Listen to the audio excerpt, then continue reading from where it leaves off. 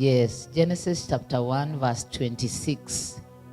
Genesis 1:26. In the name of Jesus.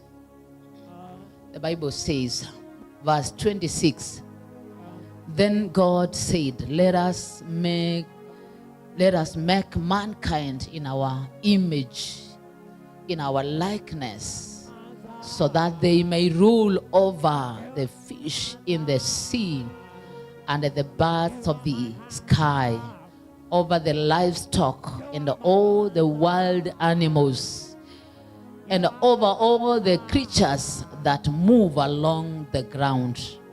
Let's continue. So God created mankind in his own image. In the image of God, he created them, male and female. He created. God blessed them and said to them, be what? Let's read together. Be fruitful and increase in number. Fill the earth and subdue it.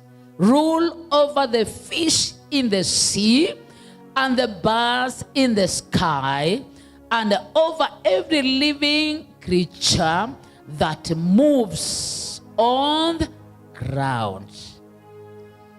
Let's go to Romans chapter 6. Romans chapter 6 verse 14. Hallelujah. For sin shall no longer be your master, because you are not under the law, under grace. Wacha nisome hii yangu, kuna wadi ninatafuta sijaipata hapo. 6:14. The Bible says, for sin shall not have dominion. Kwa natafuta hiyo word. Sin shall not have dominion over you, for ye are under the law, but ye are not under the law, but under grace. Bwana Yesu asifiwe. I'm speaking about a believer understanding their place of dominion. Bwana asifiwe. When you understand who are you, when you understand your mandate, when you understand your place, you take dominion. Bwana asifiwe. And I want us we combine the dominion in the New Testament and the dominion in the Old Testament. Bwana asifiwe. Praise the name of Jesus. There is a dominion that God spoke with Adam and Eve in the book of Genesis, chapter 1:26. And there is a dominion that God is speaking in the New Testament through Apostle Paul in the book of Romans. Praise the name of Jesus. Hallelujah. And what is dominion? Hallelujah. Because of my time, I want to go very fast. Naomba tuende pamoja kwa jina la Yesu. Dominion ni nini kwa Kiswahili? Utawala. Utawala. Okay. Utawala. Praise the name of Jesus. What is dominion? The Bible refers dominion as God-given authority. Bwana asifiwe. The Bible refers when God has said, when he declared that he has created man according to his image and likeness. Yani tumeumbwa kulingana na tukafananishwa na Mungu. Na Mungu mwenyewe ndio mtawala. Si ni kweli? So wewe kama umeumbwa na Mungu, wewe mteule mtoto wa Mungu, unafanana na baba yako. Na ndio maana anatukumbusha kuanzia kitabu cha Mwanzo. Twende hapo Genesis. Akasema ya kwamba let us make man. Hallelujah. let us make man in our own image. Hakuwa anaumba kitu cha tofauti, alijiumba yeye mwenyewe tumwakilishe katika ulimwengu. Anasifiwe. Na ndio maana alipotuumba hakutuacha hivyo, alitaka tufanane naye, na ndio maana akasema na utawale. Anasifiwe. Na ufanye nini? Utawale. So wakati ule anasema na utawale, anamaanisha ya kwamba amekupa mamlaka na uweza wa kutawala. Bwana asifiwe. Yani mimi na wewe, many times unajidharau sana. Many times unakutananga na hali fulani na unajiona kama wale spies. Unajiona wewe ukiwa bure, unajiona ukiwa kama grasshopper. Hallelujah. Ni kwa maana umejisahau hata kama ni majitu ya kwamba nawe ni mtawala. Na chochote ambacho kipo katika ulimwengu huu, wewe ndio ulipewa mamlaka ya kuitawala. Bwana asifiwe. Are we together? So many times as a Christian tunasahau sisi ni nani, na tuliumbwa na tukawekwa position gani na Mungu. Imagine Mungu anakudhamini hata kama ni wewe umeokoka kwenu peke yako, unatosha. Bwana asifiwe. Ukiwa peke yako umeokoka, unatosha kubadilisha jamii mzima.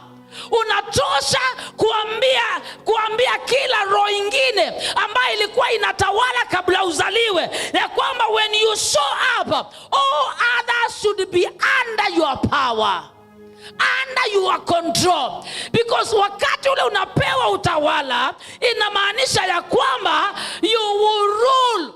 Because the Bible says you subdue. Hallelujah. Yani unabeba utawala wote. You govern. You are the one. You are the governor.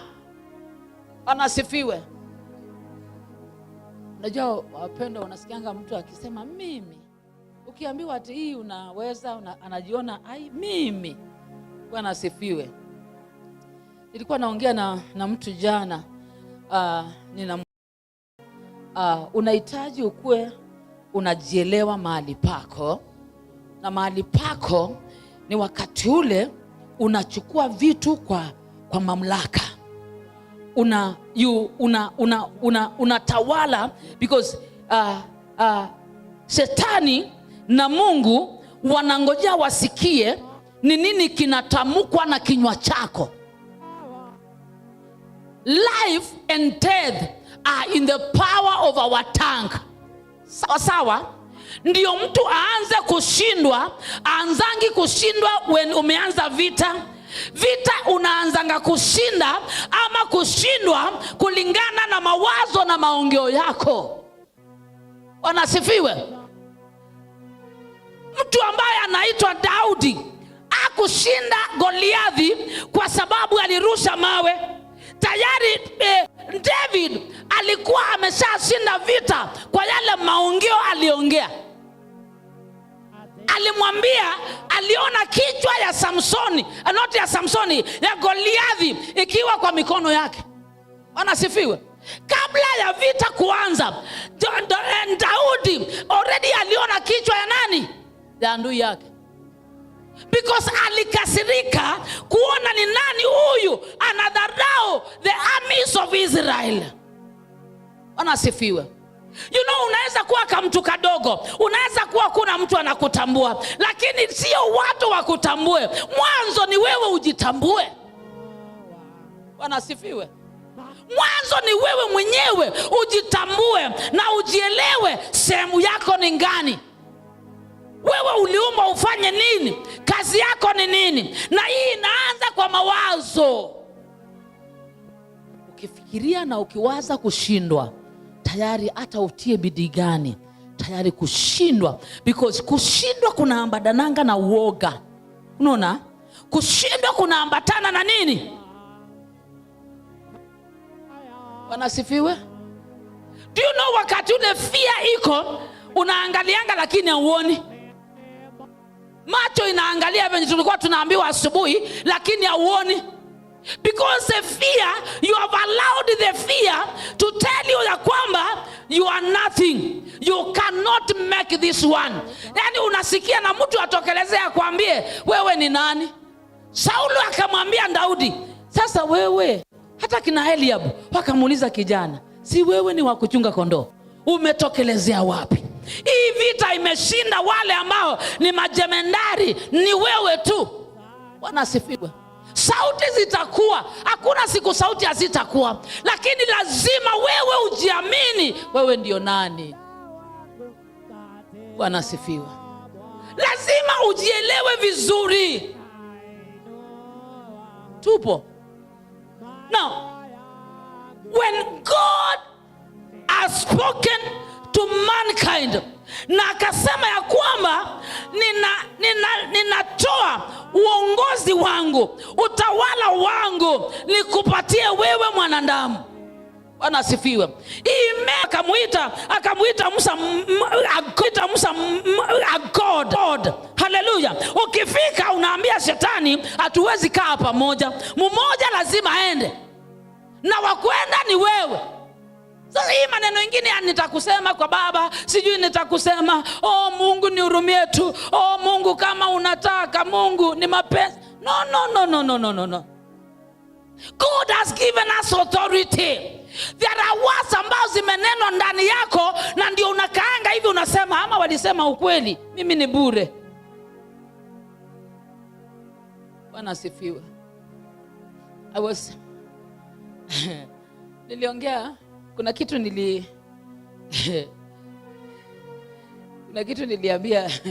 niliambia my son, nikamwambia I thought ulifanya hivi. Akaniambia mimi siwezi. Nikamwambia na ukirogwa mimi uchawi aina hiyo haitanipata. Nikamuuliza na kwa nini waaminingi zile uchawi zingine zote? Yani niamini hata kama ni uchawi hii haitanipata. Bwana asifiwe. Yani alikana shetani. Nikasema okay. Kwa hivyo unakuanga serious, unaweza kana shetani hivi. Bwana asifiwe. Kuna vitu hata tunaombanga si za kuomba. Kuna vitu tunaombanga si za kuomba. Juzi I was talking with kwa mtu kwa simu, alafu akaanza kuniambia, you know Bishop, we need to pray. Nikamwambia siombi yo. You know, mnabebanga mizigo mingi, ingine si ya kuombea. Kuna tushaitani twa kuangalia mtu hivi na umwambie wachana na ujinga.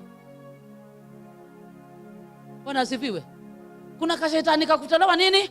Unaangalia tu mtu hivi na unamwambia wachana na nini? Na ujinga. Hii kwani mtu akikosea, anakukosea leo, anakukosea kesho, anakukosea hiyo siku ingine. Hata ukimsamea leo unajua kesho atafanya nini? Atakukosea tu. Sasa huyo unashinda ukiombea. Tuongeeni vizuri. Wewe utalianga kwa kona unalia, amenikwaza, na unajua akirudi tu tena atakukwaza. So you gather yourself. Kama ni kuongopa unaongopanga, gather yourself. Sasa jiombe, waambie Mungu nikumbuke, nipatie ujasiri. Umekuwa ukirudia mara kwa mara na inilete nini? Shangwe. Unaweza kuwa unafanya 1 2 3 ndio tuendelee vizuri. Unashindwa na kusema hiyo. Tunasema sasa nikimwambia atafikiriaje? Sasa nikimwambia atasemaje? Sasa uumeange. Wapendwa. Unajua koti yetu ni hii. Koti ni gani? Ni hii ya wewe, you present yourself before the Lord and you are able to explain yourself. The woman alienda before Solomon na akamwambia, tulipokuwa tunalala, huyu ndiye alilalia mtoto. Angeanza kulia, Solomon angeelewa na hii story? No, there are times inahitaji ujasiri wako na ujieleze mbele za Mungu ndiye aelewe hii kesi atayando namna gani. Bwana asifiwe. Taking dominion. So for us as a church, God has given us the authority and the power, and that was in the in the Old Testament, we were given the power to rule over the fish, to rule over the birds of the air, all the living thing, the creature yote tunatawala. Praise the name of Jesus. And in the New Testament, Paul is talking about now the rulership inaenda to another realm. Na inasema ya kwamba we begin to rule in the spiritual forces. Wanasifiwe. In the New Testament, Paul anasema, I give you power and authority to take dominion over sin. Wanasifiwe. Hakuna kusema ati mimi ninafanyanga hivi napata nimefanya hivi. Unajua venye, si ni kweli? Ati ninakaa tu. Yaani unadanganya bila reason. Si ni kweli? God, the Bible says, God has given us the power to dominate, to rule. He has given us the all dominion over you. It is upon you that you rule, because you are not under the law anymore. You are now under the grace of the Lord. Through the grace, you are a conqueror. Through the grace, you conquer, not because of your own strength, but because there is another power ambayo inaitwa neema ya Mungu. Wanasifiwe. So, hii maisha ambayo tunaishi kwa sababu we have the spring authority. We control things in the realm of the spirit. And after controlling, we govern. We have our territory ambao you govern. You are the governor in the realm of the spirit. Mbingu ikikuangalia inasema venye kuna governor wa Vinya, inasema Machakos kuna governor ambao ni Meshaka. In the realm of the spirit inasema in Machakos there is a governor ambao anaitwa Greka. Hallelujah. Wewe unajulikana. Where do you govern? Hata kama ungovern Machakos, si ungovern hiyo territory ya ndoa. Bwana asifiwe. Sianze hapo. Sianze tu hapo hiyo kidogo. Ugovern na uambie shetani, I govern this marriage. I am the governor. You will not rule over my children. And you begin to take power and authority. Ili shetani anjue hii mboma siwezi ingia ovyo ovyo. Hawa watoto siwezi wanguza ovyo ovyo. Kwa maana kuna mwenye anatawala hapa. Na you can't push yeye, kwa maana yeye amekalia kiti yake vizuri. Whenever you try to push, he is very sensitive and awake. Wanasifiwe. We are the days of crying. Unaona zile siku za kashida kakitokea unalia. Unalia tu. Si inaisha. Ukimaliza kulia, naambianga mtu ukimaliza kulia, omba. Because Mungu asikiangi nini? Kilio. We lia tu. Lia. Maliza hiyo. Sasa omba. Ulikuwa unasema nini? Si umaliza kulia, ulikuwa unasema. Lakini ukilia na utoke hapo na kilio, hakuna kitu umetoka nayo. Wanasifiwe. Mimi sijakata, unajua kulia ni vizuri. Kulia it relieves. Kuna kitu kinakuanga hapa. Wale watu wanalianga wanajuanga. Kuna kitu kinakuanga wapi? Mahali tu. Na ukilia kinaondoka. Kama hujalia akiondoki. Si tunajua hivyo wale tunalianga. Wale tunalianga. Kwani nyinyi mnataka kujifanya mliangi? Mnataka kujifanya hapa mliangi? Haujawahi ona kikitu ambacho kinakufanya hata uweze ongea. Yaani unashindwa na kuongea. Mwanzo kwanza ulie ndio maneno itoke. Kama hujawahi fika hapo, hujawahi umea vizuri. Nakwambia kama hujawahi fika hapo, hujawahi umea vizuri. Kuna siku unaumianga mpaka maneno iko lakini haiwezi kutoka. Lazima nduru kwanza itokee. Na machozi ipite, ushindwe imetoka wapi? Hii mfereji imetoka wapi? Hii mfereji. Ipite. Ikipita hivyo ndio sasa unakuwa relieved na yale maneno inafunguka. You can now speak. And it is very healthy. By the way, medically, is very healthy. Wale watu wa Waliangi wana mashida mingi. Wanasifiwe. Wase tuko. Wase tuko. Ulilia lini Pita mwisho? Hata tumweke pilipili. At least machozi yake iondoke, ile imekaa sana itoki. Yani crying ile, unajua no wonder Mungu aliita wanawake na akasema, Jeremiah akasema niitieni wanawake ambao wanajua kumlilia Mungu. Do you know when women begin to wail, it is beyond grammar. The wailing part of it is not grammar. It is a language ya mbingu ambao mbingu inajua. And whenever a woman kneels down and begin to wail in that level of wailing before the Lord, God hears. Those are the cry and the tears that God hears. Because it is a kind of intercession ambao sio ya maneno. Si maneno, ni wailing. Anasifiwa. Na lazima every woman, mwanamke akuwe na hiyo. Ukipata hiyo, that is your secret weapon. Because whenever you begin to wail, things begin to align. Anasifiwe. Unanipata kweli? Unanielewa? Kina Pita hawa wangeitwa wawaili. Jeremiah alijua hapa atafanya kazi. Ataita wanaume walie. Hewo. Mwanamke si atakumbuka kitu ulimkosea last year aanze kulia. Kwani kulia iko ngumu yake? Haiko ngumu. Haiko ngumu. Unakumbuka venye ulinijibu vibaya siku nyingine na saa hiyo anaanza. Ni kama umefanya saa hiyo. Na hiyo siku alilia, lakini akikumbuka tena mulio inakuja. Bwana asifiwe. May the Lord help us that we may have dominion, because when we dominate, now the fruitfulness and the multiplication, it will come because you have known your place.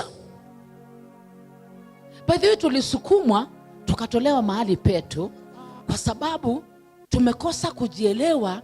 Tumepewa mamlaka ya kutawala. Bwana asifiwe. Tumepewa mamlaka ya nini? When God created, He gave them power to take dominion. And our God, He gave us the power. And He gave us the authority. And because we are an image of Him, the God of the power, the God of the authority, we are His likeness. And that's why a man must be powerful. And if you are living a life of less than this, then you must begin to claim it, because this is what God created. And the Bible says, verse 28, and He blessed them. That which God created was blessed. Ingine si ya Mungu, because kile Mungu aliumba kimebarikiwa. So hii ingine ambao unaona si baraka, si ya Mungu. Whatever He has created, He created and He blessed. He blessed the work of your hands. He blessed and He commanded you to fill the earth. Not only kuzaa ni moja wake, lakini fill the earth with good things, because you are the ruler. Hata paka ikipitia kwako unaipatia chakula.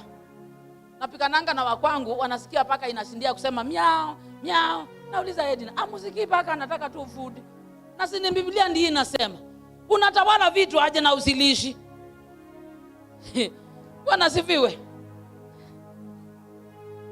Ukitawala unalisha hizo wanyama, Kuna watu wanakaanga na dogi na wapei chakula. Na ni wewe ndio bosi yao. Wewe ndio nini? Wewe ndio boss. So When we understand our place, we will stand and begin to fill the earth. We will stand and subdue it. We will stand and take dominion and rule over everything.